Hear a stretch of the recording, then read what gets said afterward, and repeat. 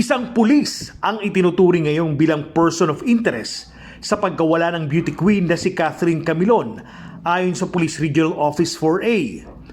Nakipag-ugnayan umano sa kapatid ng beauty queen ang isang malapit na kaibigan ni Catherine na siyang nagbigay ng impormasyon tungkol sa umunoy relasyon nito sa pulis na may ranggong Police Officer 1. October 12 nang huling namataan si Catherine sa isang mall sa Lemery, Batangas. Ayon sa Pro 4A, inalis na sa pwesto ang naturang pulis habang isinasagawa ang investigasyon at inilagay na sa Regional Personal Holding and Accounting Unit ang nasabing pulis. Bukod sa Criminal Investigation and Detection Group ng Pro 4A na nag-iimbestiga sa kaso ni Catherine, nagsagawa na rin ng hiwalay na administrative investigation ang Regional Internal Affairs ng Pro 4A. Si Catherine ay isang guro na naging kinatawan ng bayan ng Tuwi, Batangas sa Miss Grand Philippines 2023 pageant.